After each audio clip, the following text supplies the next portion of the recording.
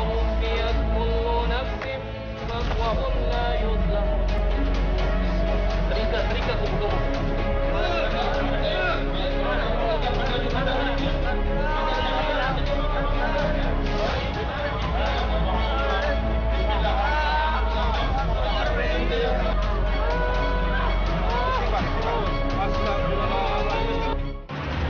Nggak fokus sama ibadah, pengennya emosi nggak terkendali, marah-marah terus.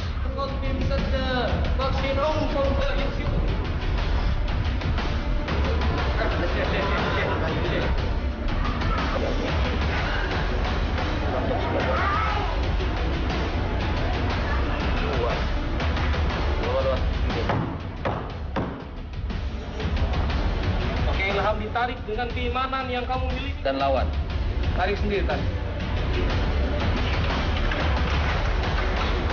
sebut nama Allah.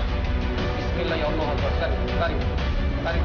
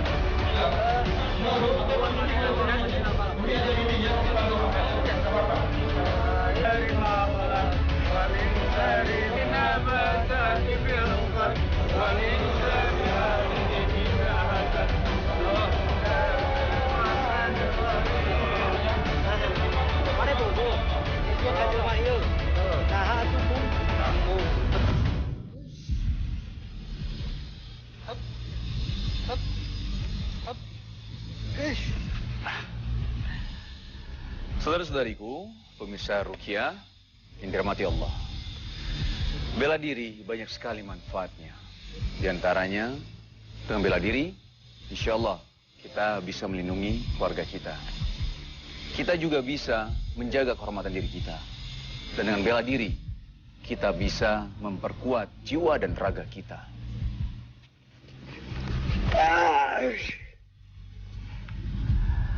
Allah mencintai hambanya yang kuat. Dari Abu Hurairah radhiyallahu anhu, Rasulullah sallallahu alaihi wasallam bersabda, yang maknanya mukmin yang kuat lebih dicintai Allah Ta'ala daripada mukmin yang lemah. Namun masing-masing memiliki kebaikan. Dan seterusnya. Hadis riwayat Muslim.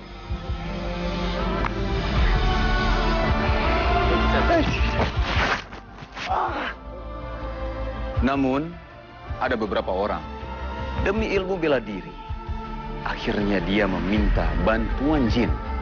Ini tidak boleh, ini syirik. Harusnya kita meminta tolong dan memohon hanya kepada Allah Ta'ala. Dan sekarang kita akan melihat sebuah kisah yang dimana insya Allah kita bisa mengambil pelajaran darinya.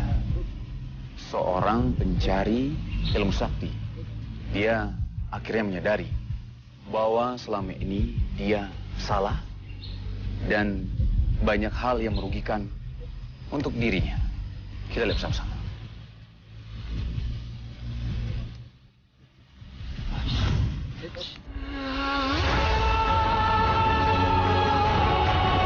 Assalamualaikum warahmatullahi wabarakatuh. Selamat malam pemirsa Ruqyah yang dirahmati Allah Subhanahu wa Ta'ala. Dalam pelatihan Ruqyah Syariah yang diadakan di kota Cimahi beberapa minggu lalu, Ustadz Saifuddin Al-Hamid berkolaborasi dengan Ustadz Syuhada Hanafi untuk berbagi ilmu seputar teknik-teknik beruqyah. Sebagian peserta training ini adalah mantan pasien ruqyah yang bertekad untuk sembuh dari gangguan jin dan menjadi peruqyah. Karena salah satu cara untuk terbebas dari gangguan jin adalah dengan mempelajari dan menerapkan ruqyah syariah. Salah satu peserta hari ini telah menjalani ruqyah sejak menyaksikan tayangan ruqyah di Trans 7. Kamu tobat. Coba kamu dengarkan ini. Kamu merasa benar kamu? Di dalam tubuh Hari merasa benar. Hari adalah seorang mantan praktisi ilmu kanuragan. Awalnya Hari merasa bangga dengan kemampuannya yang dimilikinya. Kalau kita ketemu orang ini, si ini nanti akan jatuh di depan. Udah tahu ada yang disisir. Terikat tubuh kamu. Terikat. Orang-orang bangga bisa nolongin orang. Sejak 3 tahun lalu, ia mulai merasakan ketidaknyamanan dalam hidupnya lantaran ilmu kanuragan yang diperoleh melalui amalan-amalan yang dilakukannya sejak tahun 2005. Dulu yang diamalkan puasa 40 hari, sama itunya disuruh mandi pakai minyak, bacaannya surat-surat Al-Quran yang dipotong-potong. Misalnya surat Al-Fatihah disambung sama Al-Ikhlas. Ia menjalani ritual-ritual yang tidak dicontohkan oleh Rasulullah SAW demi mendapatkan ilmu sakti. Apa yang dia lakukan berupa puasa, wirid-wirid yang tidak dicontohkan oleh Rasulullah SAW, ini merupakan perkara yang mampu mengundang syaitan dari kalangan jin datang. Rasulullah SAW bersabda, "Man amila amalan laisa alaihi amruna fahuwa raddun." Barang siapa yang melakukan suatu amalan yang tidak dicontohkan oleh Nabi SAW, raddun, amalan tertolak. Kalau amalan tertolak, berarti amalan ini tidak diterima oleh Allah dan ternyata mengundang murka Allah dan mengundang kecintaan setan kepada dirinya itu. Saya mohon ampun Untuk ya Allah. membatalkan perjanjian yang pernah ia buat dengan bangsa jin sebelum meruqyah, Ustadz Syuhada mengajak Hari untuk bertaubat dan mengucap ikrar Saya serta batalkan syahadat. perjanjian itu ya Allah. Setelah diajak bertobat, ya, kemudian dia membatalkan perjanjian. Karena secara tidak langsung ketika dia membaca wirid-wirid yang tidak disyariatkan oleh Nabi SAW, secara tidak langsung dia mengikuti apa yang dibaca oleh syaitan, apa yang diingini oleh syaitan. Wattaba'u matatus syayatin. Dan dia telah membuat akad, mengadakan akad. Keinginan setan adalah dia membaca sesuatu yang diperintahkannya, dan keinginan si fulan itu adalah mendapatkan sesuatu timbal balik dari syaitan. Akadnya itu dibatalkan dengan ikrar kufur. Beginilah akibat dari ritual-ritual syirik yang pernah dilakukan seseorang. Setiap perbuatan kita yang melanggar ketentuan Allah Subhanahu wa Ta'ala akan mendatangkan kecintaan jin pada diri kita.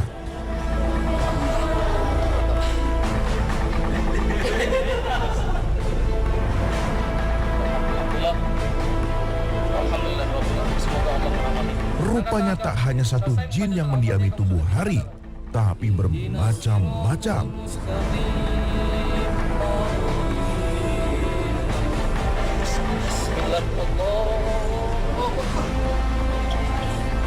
Masih ada yang enak ya?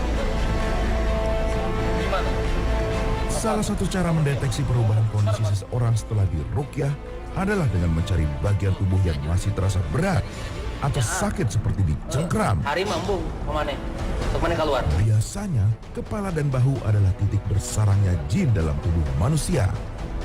Mereka mengendalikan pikiran dan tingkah laku manusia sehingga lalai dan semakin jauh dari agama. Inanin punggung, keluar. Ina pundak, keluar. Saya mau bicara bahasa Indonesia. Ya Allah, buat lagi untuk bicara bahasa Indonesia. Ya Allah, oke, kamu jinarin pundak. Apa kamu sih? Apa kamu sih? Robi. Oke, sekarang kamu mau keluar. Ayo, bosan. Alhamdulillah, atas izin Allah, jin yang mengaku muslim ini telah berubah namanya menjadi Aisyah dan meninggalkan tubuh Hari, dan insya Allah akan menempati rumah baru, tidak lagi menempati tubuh manusia. Oke, Aisyah, kamu keluar dari tubuh ini, saya doakan. Namun, terapi ruqyah belum selesai. Masjid depan. Jin yang mengaku sebagai buto ijo atau dalam mitos Jawa berarti raksasa berwarna hijau ini hadir karena ritual puasa yang sengaja diamalkan oleh Hari. Hijau, itu hijau. Hijau. Kolor hijau, bukan kolor hijau bukan ya? Ina enggak, saya memang nggak tahu, saya nanya. Kolor hijau. Oke. Oh, Akbar. Jin ini terus memberontak tak kala Ustadz membacakan ayat-ayat suci Al-Quran. Amalan-amalan wiridan. Haria setengah sadar mencoba melawan kendali jin atas dirinya. Berbekal keimanan yang ia miliki dan tekad kuat untuk kembali ke jalan Allah, memohon ridho Allah Subhanahu wa Ta'ala untuk terbebas dari pengaruh jin. Sujud lagi. Teknik menyembelih jin hanya dilakukan ketika jin keras kepala dan tetap tidak mau meninggalkan tubuh manusia. Serta apabila jin zolim ini terus-menerus membisikkan mantra-mantra untuk melawan peruqyah. Ini adalah cara terakhir apabila metode dakwah sudah dilakukan. Alhamdulillah, bersujud kepada Allah adalah sebagai ungkapan rasa syukur karena Allah telah mengizinkan hambanya terbebas dari belenggu kesyirikan. Bismillahirrahmanirrahim.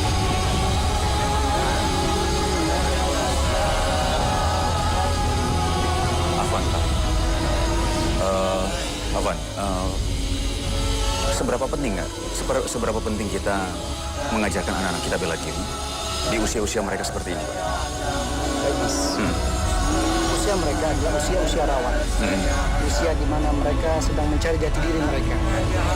Untuk itu, kita dari Pencaksilat Galaksaka mencoba membekali mereka dengan keahlian pencaksilat bela diri. Sebagaimana kita ketahui, Nabi pernah bersabda, "Al-mu'minul qawiyyu khairun wa ahabbun minal mu'minid dhaif." Bahwa Allah menyukai dan mencintai mukmin yang kuat. Dan kuat di sini bukan hanya kuat fisik, namun juga kuat dari sisi mental dan akidah mereka. Insyaallah. Terima kasih ya. Saudara-saudariku yang dirahmati Allah, pada zaman Rasulullah Sallallahu Alaihi Wasallam, para sahabat radhiyallahu anhum begitu luar biasa. Ilmunya luar biasa luasnya, akhlaknya begitu mulia, dan mereka bisa bela diri. Mereka bisa bertarung dengan pedang, berkuda, memanah, dan sebagainya. Dan mereka menggunakan bela dirinya di jalan Allah Ta'ala dengan berperang bersama Rasulullah Sallallahu Alaihi Wasallam.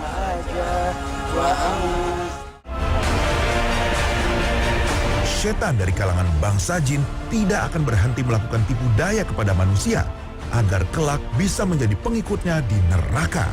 Allah Subhanahu wa Ta'ala telah berfirman dalam surat Al-Isra. Ia, iblis berkata, "Terangkanlah kepadaku, inikah orang yang engkau muliakan daripada aku? Sekiranya engkau memberi waktu kepadaku sampai hari kiamat, pasti akan aku sesatkan keturunannya kecuali sebagian."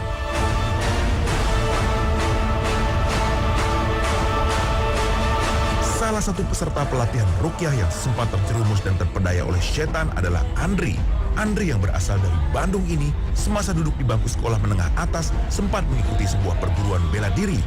Sayangnya, tanpa ia sadari, sang guru memasukkan jin zolim ke dalam tubuhnya. Menurut sang guru, jin yang dimasukkan itu digunakan untuk berjaga-jaga agar ia menjadi kuat dan tak terkalahkan. Namun ia tak menyangka, dari situlah jin mengganggu kehidupan Andri, sehingga ia jauh dari Allah Azza wa Jalla dan mudah dikuasai oleh setan. Wah, mulanya badan terasa berat, sering gelisah, terus emosi, cepat marah, terus keras, hatinya tuh keras gitu. Jadi susah kalau ada yang ngasih tahu benar apa gimana tuh susah ya, jadi gimana saya aja. Menurut Ustadz Fadil Al-Maki yang meruqyah Andri, kesalahan yang dilakukan oleh Andri adalah bersekutu dengan jin. Sadar ataupun tidak, jika jin sudah masuk dan menguasai diri manusia, maka secara perlahan akan menjauhkan manusia dari Allah Subhanahu wa Ta'ala. Bahkan kita ingin mencari kekuatan, ingin mencari ilmu lewat pertolongan jin, lewat bantuan jin. Padahal Allah telah berfirman dalam surah Al-Jin, kalau ada laki-laki dari bangsa manusia bersekutu ataupun meminta perlindungan kepada bangsa jin, fazdaduhum rahaqa, hanya akan menambah kerusakan dan kerugian bagi mereka. Dan ketika kita telah berlindung kepada selain Allah, maka kita telah syirik. Dan sungguh Allah membenci dan tidak termaafkan orang-orang yang mendekati syirik, bahkan melakukan perbuatan syirik. Syirik selain menjauhkan diri dari Allah Sang Pencipta, juga menjauhkan diri kita dari orang-orang yang kita sayangi, terutama keluarga. Andri yang sempat dikuasai oleh jin zolim ini pun telah merasakan gangguan yang menyerang emosinya, sehingga tanpa disadari ia memiliki sifat keras, tidak mau mengalah, dan mudah terpancing amarah, sehingga keluarganya menjadi kurang harmonis. Andri yang masih merasakan gangguan ingin berusaha melepaskan diri dari belenggu setan yang selalu berusaha untuk menjerat dirinya agar tidak dekat kepada Allah Azza wa Jalla. Andri pun mengikuti pelatihan ruqyah di Ranca Ekek, Bandung untuk melepaskan diri dari jerat jin zolim demi untuk mempertahankan keutuhan rumah tangganya, terutama membebaskan diri dari kesyirikan karena menghamba pada setan. Andri mulai merasakan reaksi di sekujur tubuhnya, sehingga Andri pun harus dibantu oleh peruqyah untuk meruqyah Andri. Peruqyah mengelus dada Andri sembari membacakan ayat suci Al-Quran dan juga menepuk punggung Andri untuk memastikan Andri tidak dalam penguasaan jin zolim dan setan. Tiba-tiba jin dalam tubuh Andri berusaha melawan para peruqyah karena jin zolim merasa diganggu oleh bacaan doa dan lantunan ayat suci Al-Quran yang dibacakan oleh para peruqyah. Dalam kesehariannya, Andri pun sering diganggu saat ia membaca kitab suci Al-Quran. Badan masih terasa berat, sakit di pinggang sini, terus kalau ada yang baca Quran, pasti aja badan reaksi, apa gemeter, apa merasa sakit kuping, apa banyak lah reaksinya. Apalagi kalau saya sendiri yang baca Qurannya, berat kayak gitu. Dibutuhkan 5 orang untuk menahan Andri akibat reaksi jin zolim yang menolak untuk dikeluarkan para peruqyah. Jin zolim masih memaksa untuk berkuasa di dalam tubuh Andri. Para peruqyah terus memijat titik-titik aliran darah Andri sembari terus memanjatkan doa pada Allah Subhanahu wa Ta'ala untuk meminta kepadanya agar dapat mengeluarkan jin zolim. Setelah berhasil ditarik keluar oleh seorang peruqyah, Andri masih merasakan sakit di sekujur tubuhnya. Andri pun merasakan tubuhnya berada dalam dekapan jin zolim dan tangan dan kaki Andri bergerak tak karuan. Padahal Andri sudah mencoba untuk menahan tubuhnya agar tak melakukan perlawanan. Badan tuh merasa ada yang gimana, jadi ada yang meluk gitu, jadi ada yang meluk erat gitu. Terus tangan merasa ada digerak-gerakin, untuk kaki merasa gerak-gerakin. Para peruqyah kembali membacakan ayat suci Al-Quran dan menekan titik jantung, kepala, tangan, dan perut untuk mengeluarkan jin zolim yang semakin melakukan perlawanan dengan menggunakan tubuh Andri. Akhirnya, jin dalam tubuh Andri pun melakukan interaksi dengan para peruqyah yang sejak tadi berusaha mengeluarkannya dari tubuh Andri. Nah, itu bung betah. Kunaon betah dia. Betul. Gimana sih? Para peruqyah pun berusaha keras untuk bisa mengeluarkan jin zolim dari tubuh Andri. Akhirnya Abu Said pun kembali melakukan interaksi dan mendakwahi jin zolim dalam tubuh Andri, serta membimbing jin agar memeluk agama Islam dan tidak mengganggu Andri maupun manusia lainnya. Meskipun tadi sempat melakukan perlawanan, akhirnya jin dalam tubuh Andri keluar melalui mulut meninggalkan tubuh Andri. Dalam meruqyah Andri, Abu Said menggunakan 2 metode, yaitu pertaubatan dan juga metode dakwah. Karena jin yang berada dalam tubuh Andri merupakan jin yang digunakan dalam bela diri dan biasanya mengajak para peruqyah untuk berduel. Taubat dilakukan karena kesyirikan yang dilakukan oleh Andri karena bersekutu dengan jin, walaupun hal itu dilakukan tanpa sepengetahuan dirinya. Ketika jin menantang, jangan pernah langsung merasa sombong ingin mengalahkannya, tapi ucapkan terlebih dahulu la haula wala quwata illa billah. Tanamkan dalam diri kita, dalam diri seorang praktisi, sesungguhnya kita tidak ada apa-apanya di hadapan Allah.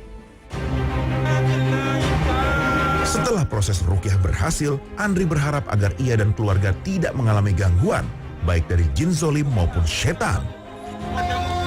Ia juga berharap penyakit yang ia derita sejak adanya gangguan tersebut dapat cepat sembuh dan pulih kembali seperti sedia kala.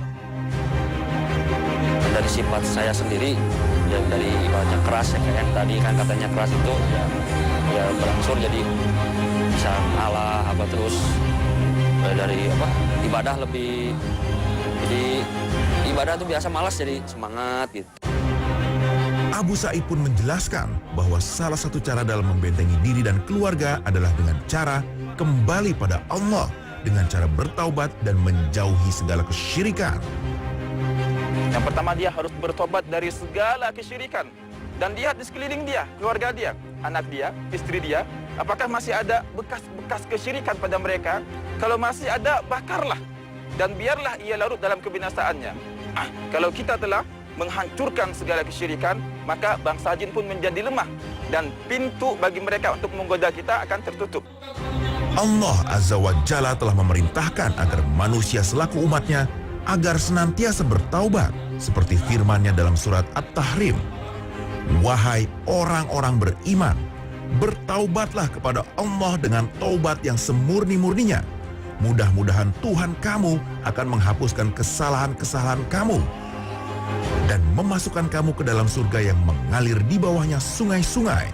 Pada hari ketika Allah tidak mengecewakan Nabi dan orang-orang yang beriman yang bersama dengannya, sedang cahaya mereka memancar di hadapan dan di sebelah kanan mereka, sambil mereka berkata, "Ya Tuhan kami, sempurnakanlah untuk kami cahaya kami dan ampuni kami. Sungguh, Engkau Maha Kuasa atas segala sesuatu." Pemirsa Ruqyah, dalam cara Islam ada sebuah doa yang sangat luar biasa ketika kita menghadapi musibah, ketika kita menghadapi masalah maupun ujian. Tidaklah seorang hamba ketika membaca Bismillahilladzi la yadurru ma'asmihi syai'un fil ardi wala fis sama' wa huwas samiul alim. Doa ini dibaca 3 kali ketika waktu pagi dan dibaca 3 kali ketika waktu sore hari. Insya Allah doa ini bisa membuat kita lebih nyaman dan dapat pertolongan Allah Subhanahu wa Ta'ala. Barakallahu fikum.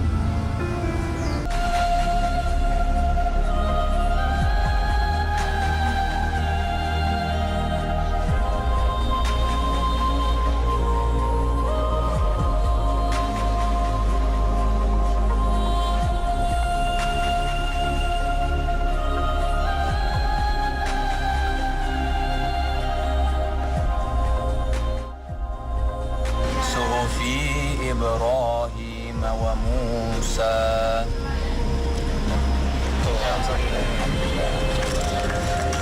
Saudara-saudariku yang dirahmati Allah, berpegang teguh pada Al-Quran dan hadis, insya Allah bisa menjauhkan kita dari perbuatan syirik dan dari gangguan jin.